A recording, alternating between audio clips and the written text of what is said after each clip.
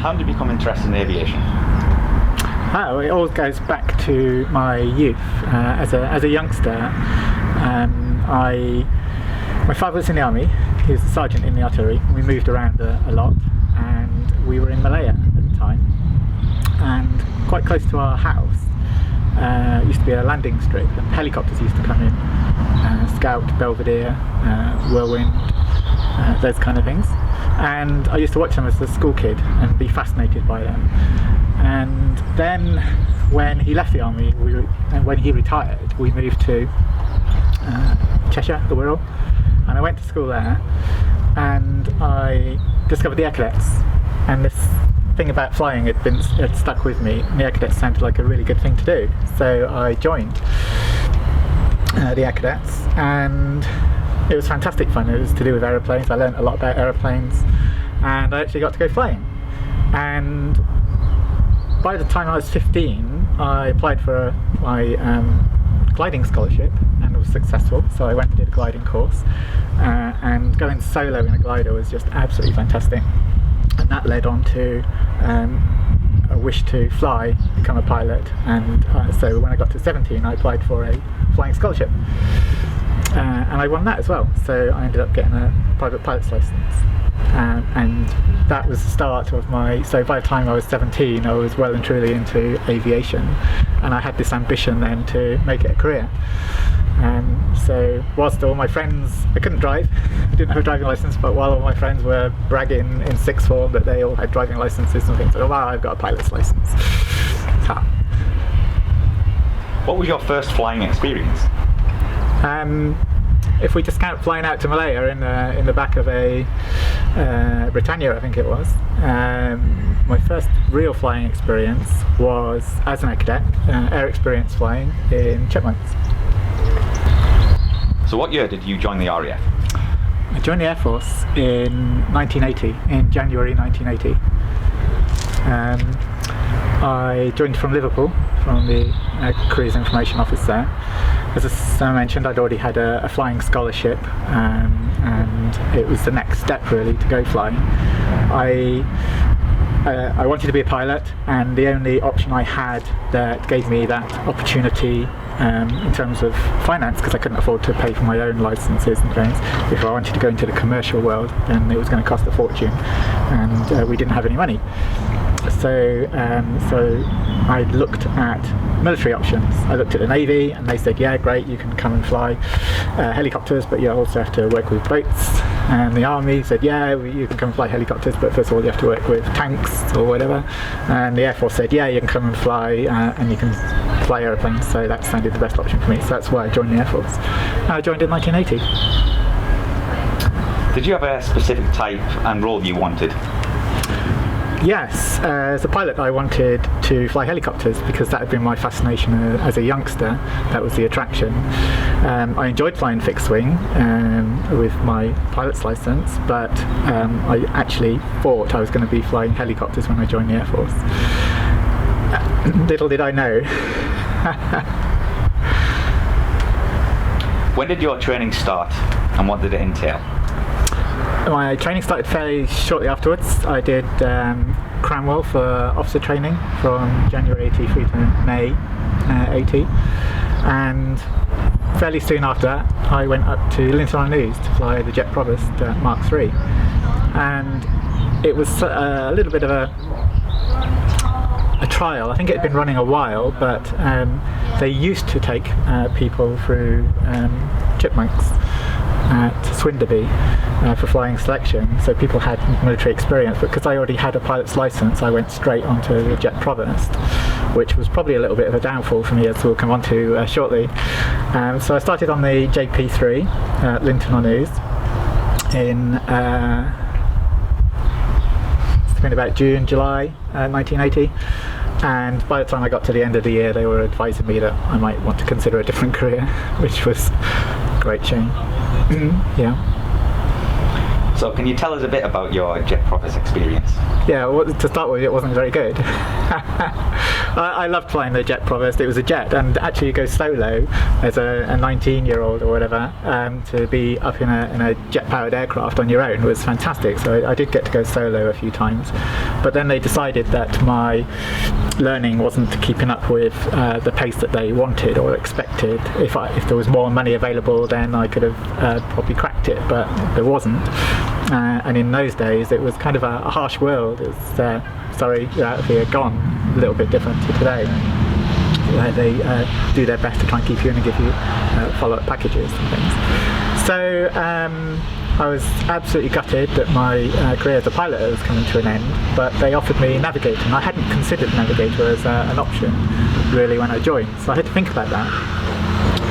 But I was still wanting to be in a cockpit, and I thought if I ended up in a cockpit as a navigator, that was going to be good for me. Not all chopped pilots, because I was chopped. Not all chopped pilots could go navigator, because there was different selection tests, different criteria that you had to pass going through your officer and aircrew selection procedures. But fortunately I ticked the right boxes, so I was offered navigator training, went off to Finningley, and I started Finningley in 81. Initially on the Domini, then onto the jet provost, back to the Domini, and then onto the jet provost again. And these jet provosts were JP5s, and that was a much nicer machine. It was far more powerful, had a much nicer, more glass cockpit. Not glass cockpit in terms of instrumentation, but more glass for you to look out. A little bit of a better view if you compare the two aircraft to each other. But it was the performance thing. It had a pressurised cockpit, and it was just a really lovely aeroplane. When I was at Finningley, the first part was on Dominis, and you sat at the back, two navigators just sat there facing a panel, very similar to Vulcan sort of thing. It was geared up around Vulcan, and this was my first clue that navigator training and pilot training were completely different. Pilot training, they wanted you to be fast jet people. You couldn't join and say, I want to be a helicopter person. You had to want to strive to fast jets, and this was an issue I had when I was going through training. Navigator seemed to be the other way around. They wanted you to be good at all of the upper air stuff and the Vulcan, and of course the Vulcan went into a low-level role as well. But it wasn't in a cockpit, it was in a fuselage, and I didn't want to do that. As much as it was a great job, and I'm sure the guys and girls that go onto those aircraft types love it, but it wasn't just for me. I wanted to be in a cockpit. So then I went on to the JP5, and that was looking at visual nav, so it was all down at 250 feet, and it was 240 to 300 knots. And that suited me down to the ground, but it was all kind of targets and timings and that kind of stuff, low-level navigation, and that was more where I wanted to be. Back onto the Domini, do the radar phase, and the radar phase was fantastic fun. It's radar prediction, so you're down at low level again, 250 feet in a Domini, using the radar to find your way around and to make sure you don't bump into hills and things like this. Then back in, and then you got streamed, and I got streamed air defence, which was exactly what I wanted. So I went onto JP and went back into the air intercept role, more like an air combat thing in the JP, because of course it didn't have a radar. So on the jet provost then we went and did air combat, 1 against 1. We bounced our mates who were going and doing the strike or the mud moving package, the guys that were going to go to Buccaneers and GR1s. They would go off and fly a mission, and it was our job to intercept them and give them a hard time and get them behind timings and all that kind of stuff. So that was great fun for me, and that's where I wanted to be. Air defence, that was it. In a cockpit, that's where I wanted to be. But it wasn't a given, so I still had to meet all the criteria for all phases of the course, and at the end of it you all the staff get together with the posting officers, the squadron commanders, a whole group of people. They decide your future, and I was really scared that I wasn't going to get, because I wanted Phantom, because that was the only two-seat fighter around at the time, so I was scared I wasn't going to get that.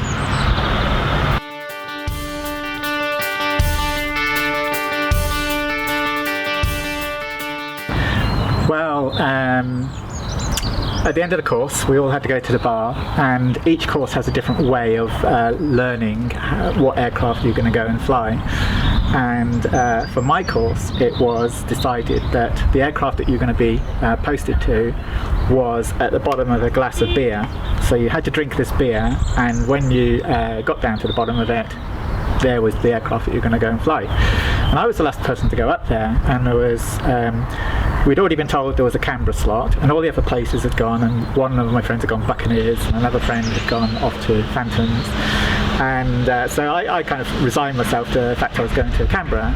Now, Canberra, lovely airplane, fantastic, and you know, if I went to Canberra's, I would have enjoyed flying Canberra's, and it had a really great role, but I wanted to go the Phantoms, I wanted to go Defence. So I was a little bit sort of worried that I wasn't going to get where I wanted to go. So I drank the drink, and there it was, a Phantom at the bottom of the glass, and big smile. It would probably have been seen from space, really. So Phantom, here's one I prepared earlier, so I can show you around if you like. Right, so here we are in the backseat cockpit of the F-4, X-Ray Victor 490. It's at Newark. I'll just talk you around it very, very quickly. This is a F4M. I was mostly based on F4Ks, which was the FG1. So this is an M model. Very slightly different in that it's got an inertial navigation system on the right hand side here, which would have been a fantastic bonus on QRA. So what have we got then? Things that you can see at the moment up here are this is the TESS, the telescopic sighting system, which gives you a 10 times magnification because, as I mentioned earlier, you want to shoot something.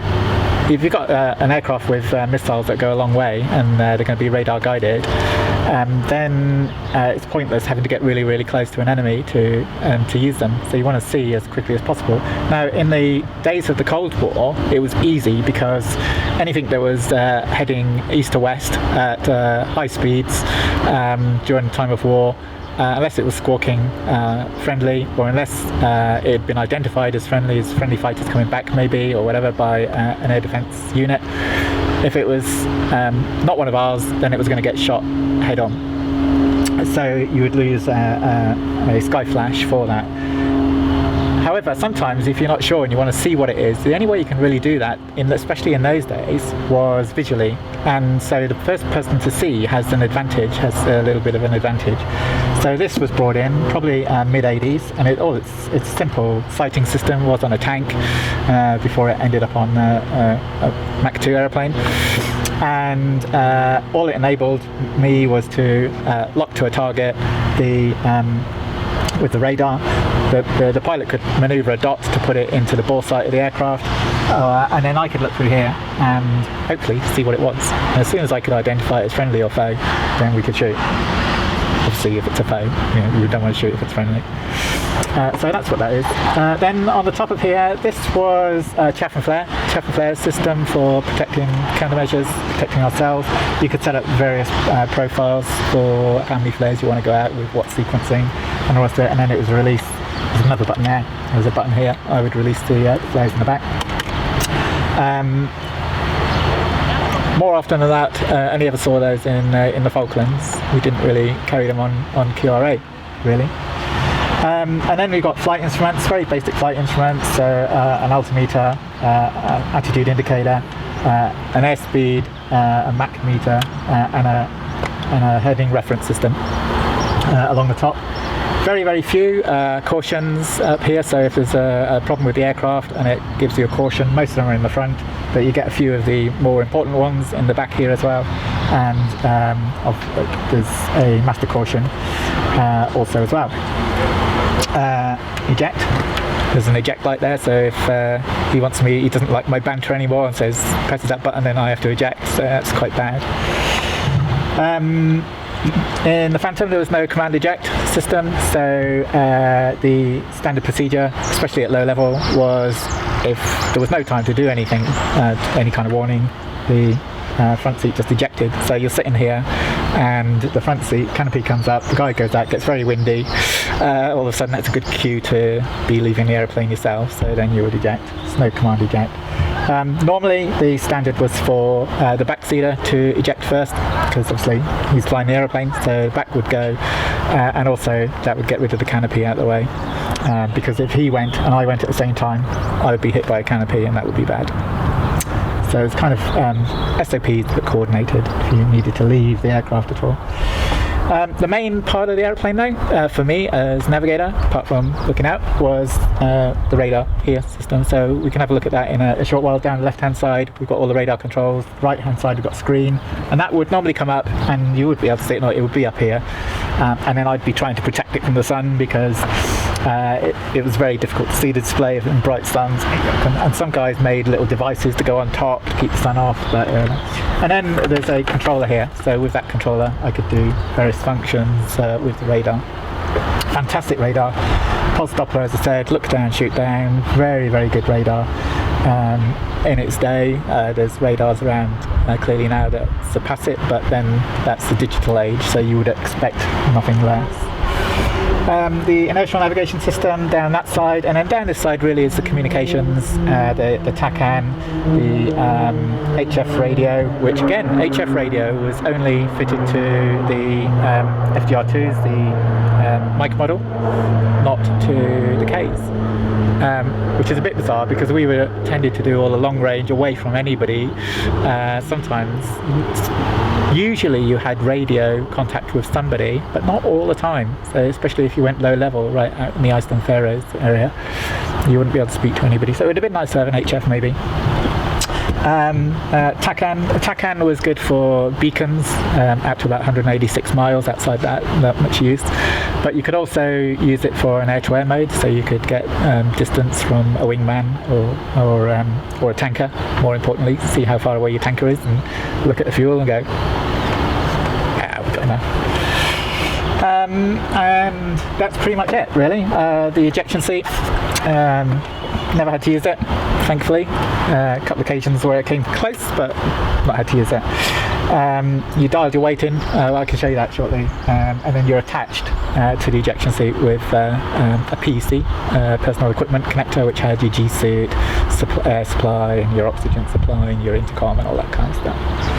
Up here's the pins for the seat. There should be 5 up there.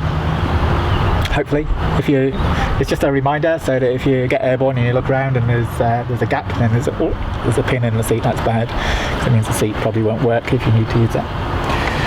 Canopy emergency jettison, and that's pretty much it. Got a clock, So could you tell us some of your roles on the F-4? Roles on the F-4. By the time I got to the F-4, it was purely used in the air defence role. It had been used for strike, ground attack, but it was purely air defence, which was great because that's what I wanted to do. I went to the F4 in '82, and I was posted to RAF Lucas and Travel 1 Squadron. And RAF Lucas, you'll always get F4 guys saying that the base that they went to was the best, because the Germany guys will say Germany was where it was at, the Wadisham guys would say Wadisham is where it's at, or Coningsby. But for me it really was at Lucas, because for several reasons, one of which was the unrestricted airspace that was around you. You'd come off the runway and you'd be over the Scottish Highlands in one direction, or over the sea in the other direction, where you were totally unrestricted for doing supersonics and things like this.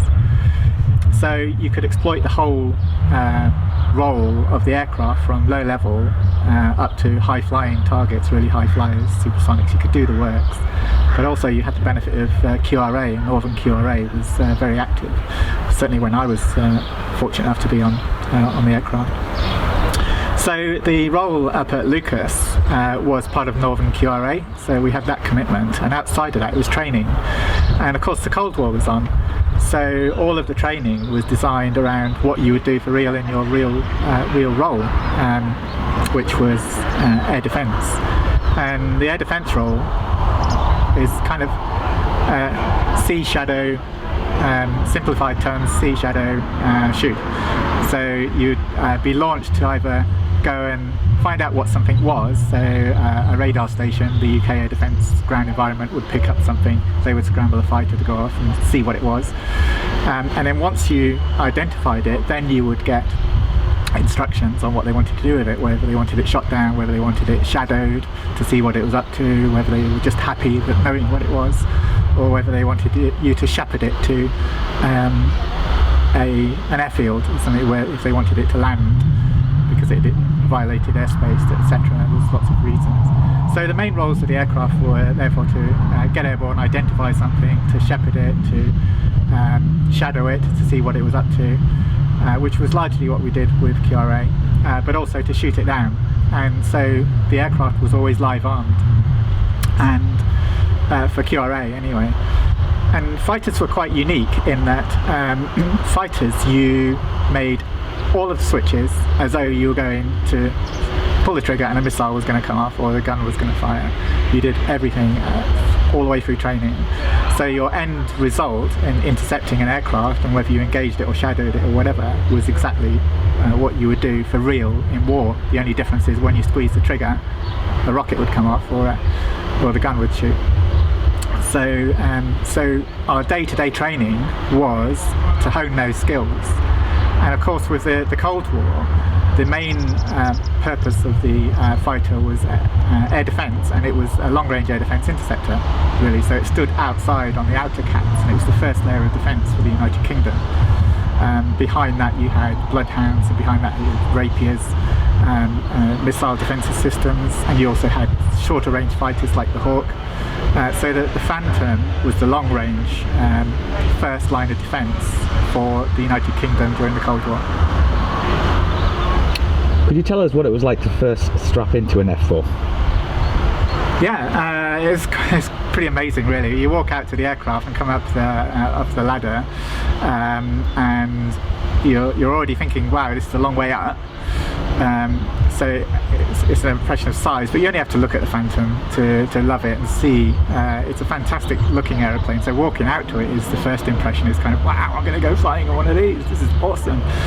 And then when you strap in, it's quite a process strapping in. It's nice. The ground crew also see the aircraft off and make sure that the aircrew are all strapped in. So there's a guy stood on the intake there. He's handing me straps because they're a little bit behind here. He hands the straps over. I strap myself in. We check the pins, and then I get on with the checks and things. So that is how you start, and then that's quite an amazing feeling. When you actually start up, go out onto the runway, and then the burners kick in, and you get this huge shove up the backside from the aeroplane, and it motors down that runway like a bat out of hell. It's kind of, wow, this is really cool. I'm loving this job. This is really great. So what squadrons were you based with? Actually, when I was on the Phantom, I was fortunate enough to stay on the same squadron. I did 2 and a bit tours on the same squadron, so it was all on Treble 1 Squadron up at Lucas. I deployed down to the Falklands with as part of 23 Squadron when that was still there, and then it became 1435 flight, so I did detachments with 1435 flight. So Phantom-wise, mainly it was the Treble 1 Squadron, Treble 1 Fighter Squadron, which was a squadron with a fantastic heritage, and it was 7 years I did on the squadron. We got just over 1,500 hours on the aircraft up there in that time, and that was my only squadron, really.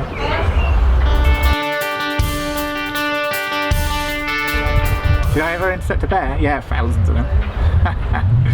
I was really fortunate. I know some guys went through their careers and never ever saw one. I was always in the right place at the right time. I ended up with a tally of 34 bears and 2 badgers. And during the mid to late 80s, it just kind of went wild with the Soviets sending their aircraft across. And on some occasions, on one trip I remember we got 4 aircraft in the one trip. So the bear was fantastic, because that's what it was all about for us. That was seeing the face of our enemy as such, the red star on the side of the aeroplane. That's what it was all about. So doing QRA was a fantastic thing to do, because you felt like you were protecting your country and you were doing a vital role. And of course the excitement of QRA was that you could get launched any time of the day, any time of the year. So 2 o'clock in the morning, the hooter goes.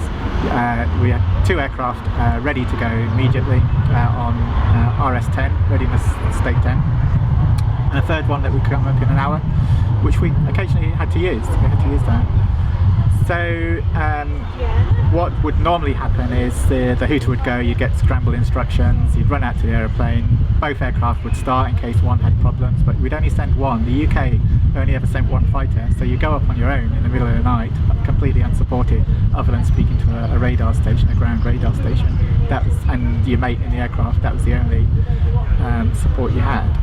So it could be quite lonely and dark, and especially in an FG1, because the FG1s were based up at Lucas, Treble 1 and 43. We didn't have an INAS, so we relied on the radar. The radar was good for spotting land, but quite often a QRA mission would take you way outside of the range of seeing land on radar, way outside the range of TACANs and things like that. So it's kind of guesswork as to where you were sometimes. So we would get launched, the QRA-1 would go first, completely unsupported, get up there as quick as possible, find out what it was, which was often a challenge, and then shadow it, waiting for instructions. And then the tanker would come up, and if the tanker had time, if there was time for QRA to come up with the tanker, they would launch the second aircraft, Q2. Q1 would go back, turn around and get ready to go again, and then Q2 would stay up there for the longer mission. But it varied. Sometimes Q1 was just sufficient, and that would stay up there until the tanker came up, or sometimes you would get up there and there was nothing around, so it's a false alarm and come home. So to get 34 bears of all sorts of different types of things, in the darkness, at low level, at high level, as pairs, as 4 ships, it was brilliant. Do you have one memorable intercept? One memorable intercept. I suppose it was we launched and found a couple of bears in the Iceland Faroes Gap, and they were heading off down towards Cuba, and we were instructed to follow them. So we followed them all the way off the coast of Ireland, the west coast of Ireland, which is a long way. We were up nearly all day. We saw a couple of tankers come up, Victors predominantly, come up. We took their fuel, they ate their sandwiches and went home, and we were still there.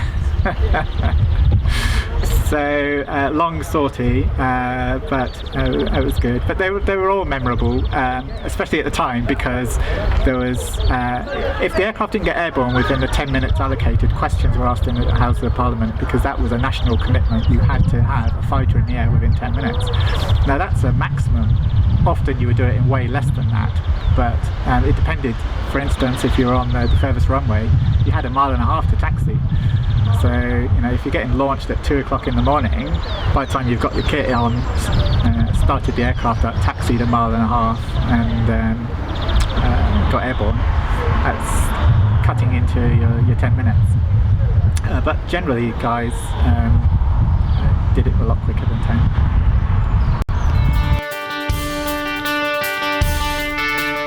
Basically, in end of '89, I was posted to Chivener, to the Tactical Weapons Unit, as the nav instructor on 63 Squadron, flying the Hawk G Mark 1A. The Tactical Weapons Unit was responsible for taking pilots and navigators and stepping them up a gear from the training system into more operational stuff, dropping bombs, fighting the aircraft, actually fighting the aircraft as opposed to flying it or operating it. Before they went off to operational conversion units. So I ended up down there on 63 Squadron, fantastic job, loads of fun, Hawk, brilliant aeroplane. But by the time I came to the end of that tour, which was 92, end of 92, and go back to the F-4, the F-4 had gone out of service. It was really sadly, just being scrapped left, right and centre, and that was just so sad, fantastic aeroplane. So I had to look at a change, and going back to my early early days of what attracted me to flying and into the Air Force in the first place was helicopters. So, and fortuitously, at the time, the Air Force was looking for fast jet navigators to go to helicopters. Post Gulf War One, some of the GR1 squadrons were folding, so there was GR1 navigators, F-4 navigators. So it was about, I think, probably just under a dozen of us were sought to go and take our experience of two-person cockpit ops into the helicopter world, because the helicopter world had always flown with somebody in the cockpit, but quite often it wasn't a dedicated pilot navigator like how we used to fly in the military, and they liked that option because helicopters were getting more and more and more involved with stuff behind or very close to enemy lines, and they wanted to have that tactical awareness and just bring it on another gear. They were already doing a lot of good stuff because of Northern Ireland. They were doing a lot of good stuff, but they just wanted to bring that experience in from fast jets. So they were asking for volunteers, and that gave me an opportunity to say, yeah, do you know what, I've had a brilliant time air defence, but now I want to go and have a look at helicopters. And so I did. So I had to go through the whole training system again. Shawbury, spent a long time at Shawbury flying the Gazelle and the Wessex, which is what I'm sat in now, the mighty Wessex, a fantastic aeroplane. And at the end of Shawbury, I was posted to the Wessex on 60 Squadron down at Benson. And that was my introduction to helicopters. The thing about helicopters is obviously they're an awful lot slower than what I was used to. I'd had a little bit of a work down. I'd come down from fast jets a la Phantom, supersonic capable, big muscle jet, to the Hawk, brilliant little agile fighter that it is, but it was a training aeroplane. It had a war roll, it had a very good war roll which we practiced, but the advantage with the Hawk, what the Hawk gave me, was the opportunity to do visual nav at low level, running in for targets and things, because we didn't really do that in the Phantom. So it gave me a little bit of help there. But going into a helicopter, and now especially this one, the Wessex, where we were cruising around at 90 knots now instead of 420 or 540, is a bit of a slowdown. And all the navigation was visual navigation, so map, window, and a stopwatch, which is around here somewhere. But not only did the speed come down, the height came down as well, because in those days, as a helicopter, for training, the defence of a helicopter is not to be seen in the first place. If it gets seen, it's quite vulnerable, but I can talk about that a little bit later on. So if you're not seen in the first place, you can sneak around, nobody knows you're there, get the job done brilliantly. So it's all about low level, and our normal transit height, or en route height I should say, was 50 feet. So although you're doing 90 knots, you're now down at 50 feet. And actually as you get closer and closer to the enemy, you've got a whole load of troops in the back, so we're carrying 12 to squeeze in 16 perhaps at a squeeze, depending on what the troops are carrying, but normally about 12 guys. And you're trying to get them close to the enemy so that they can do their mission. So we used to do something called concealed approach and departure, which is CAD, CADs, and that means that as you get closer to the enemy, you're using the ground, you're using all the obstacles around you, you're using trees, so you're down in amongst the trees and you're flying around below treetop height, trading off speed for height, for noise, and lots of considerations, so that you can get the soldiers as close to their enemy as possible without them being seen. So that was the big difference between helicopters and Phantoms. One of the other big advantages for me was, I don't know if you can see in shot, but it's dual control. Everything is dual about this aircraft. So as a navigator, this is my place in the left-hand seat. So I then became a navigator, kind of not officially a co-pilot. I wasn't allowed to be a co-pilot because I'd not been through pilot training as such. I had a little go at it, clearly, but I was still expected to be able to fly the aeroplane, because if something happens, we're at risk of being shot at in the role that we did, and if something happens to the guy in the right hand seat and you've got 12 people in the back, more in the Merlin that we'll come on to later, it's a bit silly if I'm just sat here going, well, I don't know how to fly it. So I did, so I flew it. And I got loads of hands on this aircraft. And in fact, on my limited combat ready check, I flew with a squadron commander. We flew for 10 hours. And the thing about the Wessex is you hunch forward, and quite a lot of helicopters, as a pilot, you end up hunching forward on the controls, and you end up with a bad back, especially if you're flying for a long time, helicopter back, and knees for the crewman. So 10-hour mission, he wanted to give me a go. So he didn't know me really well. It's the first time he'd flown with me. So he said, all right, I'll get it up to that height, and when we're traveling between the two, you can fly. So great. So there I was flying the aircraft. And then after a while he said, right, you can have a go at the approach, but I'll take over the landing. Anyway, to cut a very long story short, I ended up doing the whole lot, flying the aircraft, picking the troops up, flying off to their drop point, putting the aircraft down on the ground, troops getting out, flying out to a refueling site, taking on fuel. I did everything. And at the end of the sortie, the squadron commander turned around to me and said, combat ready nav or LCR pilot. I thought he was joking. I bet he did try to get me a pilot course, but unfortunately I was too old. There was an age thing going on there, so I was prevented from.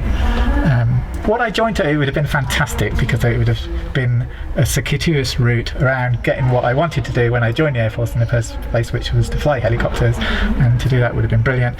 But I had a fantastic time on air defence in the meantime with the Phantom. So I ended up, on this lovely old girl, the Wessex. Retired from service in late 80s, sorry, correction, late 90s. Late 90s, it retired from service. So I was on Wessex at 60 Squadron for 83, stupid me, 93. I'm getting all my dates mixed up, see. 93, I ended up on the Wessex with 60 until 97. And I got just under 800 hours on this, and a lot of it, it depends on who you flew with. So most guys would let you fly it, some guys went, no, it's mine, and they wouldn't let you fly the aircraft, but generally I got to fly it. Easy aeroplane to fly. It was used as a trainer at Shawbury, so easy aeroplane to fly. I could fly it. Operating it, obviously, there's a difference between being able to fly something and being able to operate it. So, when you're doing the operational side of the job, then a lot more skills. And also, if things go wrong, I can fly it, but if we start getting engine fails and things going wrong with the rotors, then I'd like somebody who's got a bit more time and qualifications flying the aircraft to sort that out for me. Wessex.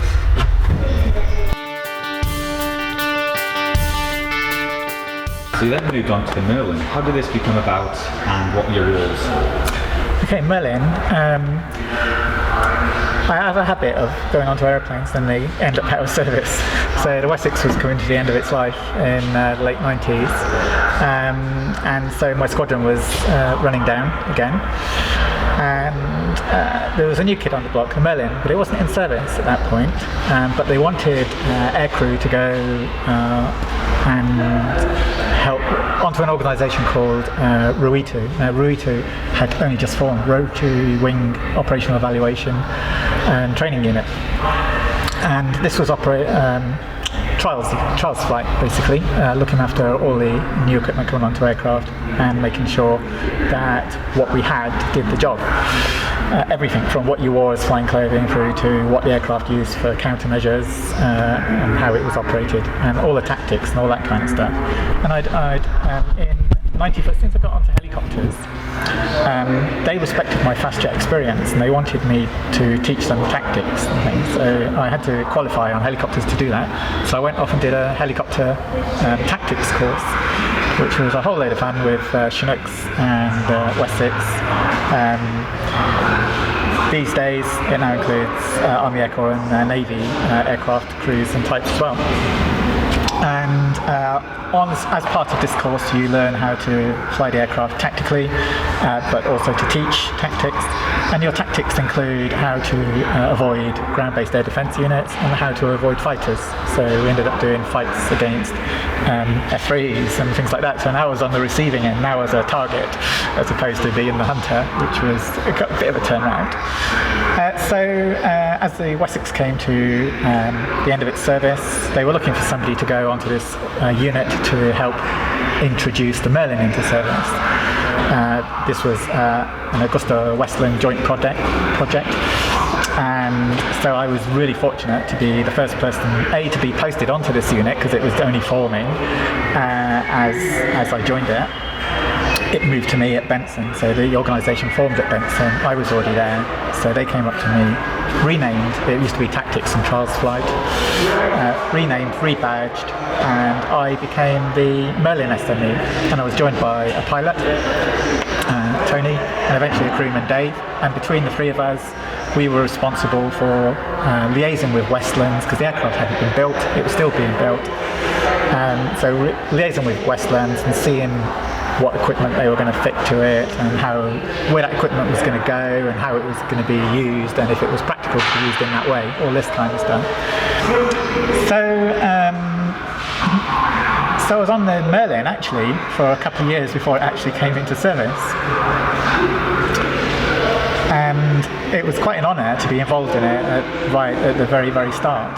So the Merlin has only just left service, and we'll talk about that shortly. It's only just left service, it's gone to the Navy now, but I was with that aircraft from it before it actually came into service as a baby, all the way through to it growing up, and then going off to join the Navy. My first role on the Merlin was on the operational evaluation unit, so bringing the aircraft into service, and that was from 97 through to end of 98. Then at the end of 98 into 99 there was a few personal things going on, so I took a step aside, and I rejoined Merlin in 2000, and I joined 28 Squadron. 28 Squadron was the first unit to form with the Merlin, and then it was the only unit that had the Merlin Mark III, which is the Air Force version. The Navy were flying anti-submarine version already. So I joined the squadron in 2000, and we didn't have the aircraft then. The aircraft didn't arrive for about another year, so I helped set the squadron up and get it ready for its reformation ceremony, because it had come back from Hong Kong. The squadron was out in the Far East for pretty much most of its history. And when we got the aircraft, I was then on the first operational conversion flight. So there was about 10 of us, I think, who were the first crews to go on the mighty Merlin. So by the time I finished that was 2002. And we were working the aircraft up. Now the Merlin was a fantastic aeroplane for combat recovery, for joint personnel recovery, JPR, CR as we call it. So we started up working the squadron into that role.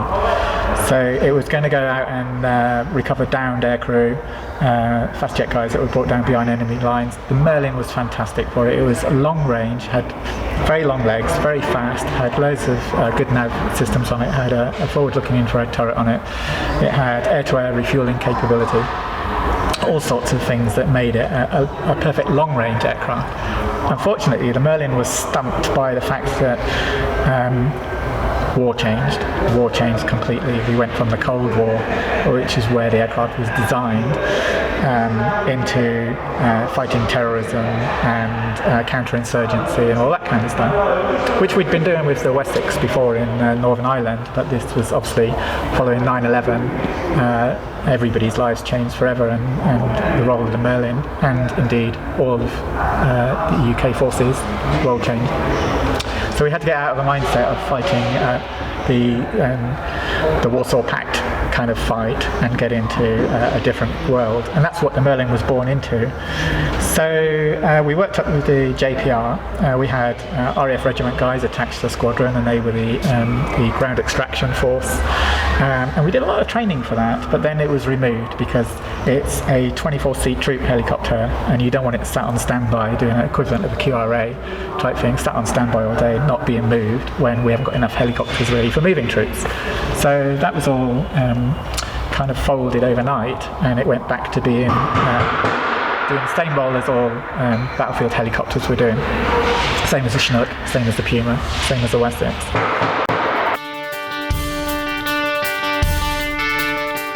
Okay, so how did I get to fly Phantoms as a female? That's a very, very long story, very long story. Because clearly in the 80s girls weren't allowed to fly fast jets. But I'm a transgender woman, so when I joined the Air Force they weren't aware of this. It was something I was aware of from around the age of 4. It was a struggle that I had, and actually flying is what saved my life, because having a focus as a youngster I was having all sorts of issues, but the world wasn't ready to accept those. So I had to hide them, and so I hid them from the Air Force. But around when I started on the Merlin, just before around 98, I was thinking I need to sort my own life out. So I approached the Air Force and told them that I was transgender and I was going to transition gender. And I was expecting to be thrown out because that was the way the world was then. But fortunately they liked me enough to keep me in, and so I then served for another 16 years as myself. I was able to live and work as myself. So throughout my whole career on the Merlin, I was Caroline Paige, but when I was flying on the Phantom, people knew me as a different name. The Air Force never had an issue with that. People I worked with never had an issue with that, and the job that I did on the Merlin in particular in keeping people safe in Iraq and Afghanistan went down very well. I won several awards for the work that I was doing out there, which helped people to respect me as a person. It wasn't anything to do with my past, it was just me doing the job, and so that's how I came to be Caroline Paige, and with a background flying the Phantom. If this is even possible to pin down, what's your most memorable RAF career moment? My most memorable RAF career moment?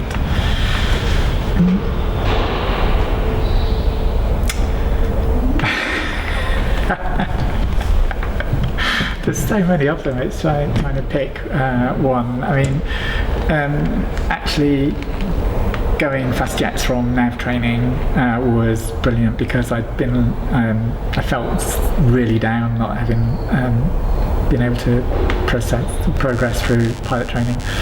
So to get a fast jet posting, that was a massive highlight for sure.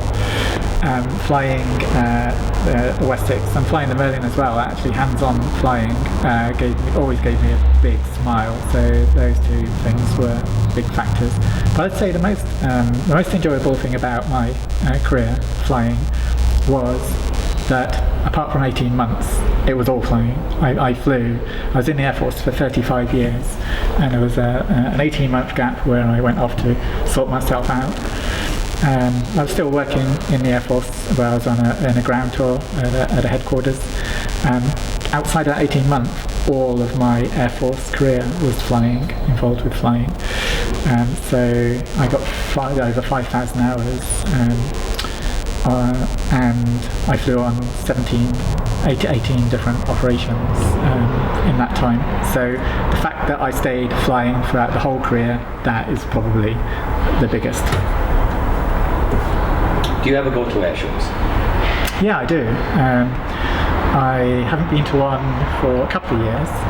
The last one I was at was Waddington. Unfortunately, Waddington one has been off the programme for a short while. And it's probably not coming back, from what I understand. But I enjoy going to air shows, yeah. Do you have a favourite tipple? Yeah, I have lots of favourite tipples. Wine always wins. It doesn't matter whether it's white, red or rosé, or it's got bubbles in it or not, wine always wins. Do you have any hobbies? I have a couple of hobbies. I'm writing books, but I don't have a book to show you at the moment. It's still in the process of being written. And I'm just getting into photography, so I kind of quite like doing that. Well, I spend a lot of time doing voluntary work at the moment, but I've also just, yesterday, I was accepted for a job that I've been wanting to do for quite some time now, because when I left the Air Force I was still a tactics instructor, and I was in my last 2 years of service I was teaching European cruise tactics, and I've just been offered a job starting on the end of this month, really, going back to doing that, teaching European helicopter cruise tactics and electronic warfare. So that's almost like a hobby, but I'm being paid for it. Also, I'm involved with Black Mike. Black Mike is the F-4 that is still up at Lucas. It was a Treble 1 Squadron Phantom, an FG1 K model. Towards the end of Treble 1's Phantom era, we painted one of the aircraft, 582, gloss black, and if anybody's not seen it yet, it's a fantastic airplane. It's a beautiful airplane to see. Gloss black F4, fantastic. And that was in honour of the Black Arrows, because before the Red Arrows actually existed, squadrons had their own aerobatics teams, and there was the Black Arrows, there was the Green Arrows, and there was all sorts of things. Each squadron had its own, and the squadron colours were black and gold. So we painted the aircraft in those colours in honour of the Black Arrows. And that aircraft survived, and it was up at Lucas, and it was taken on by 228, the OCU.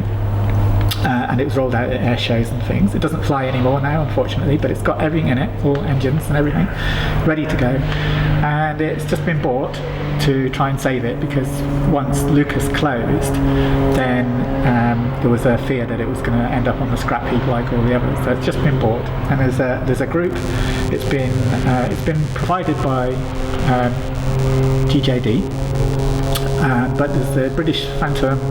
F4 Phantom Aviation Group is looking after renovation projects for the Phantom, like 490 that we saw outside, Black Mike, and the aim is to hopefully get Black Mike down to Bruntingthorpe and then give her a full renovation programme. So I'm helping with that, and we're hoping to raise funds to be able to get that aeroplane back up in all its glory. It won't probably get airborne with today's rules and regulations, but it will still be able to hopefully one day run its engines again and do practice scrambles without the scramble bit.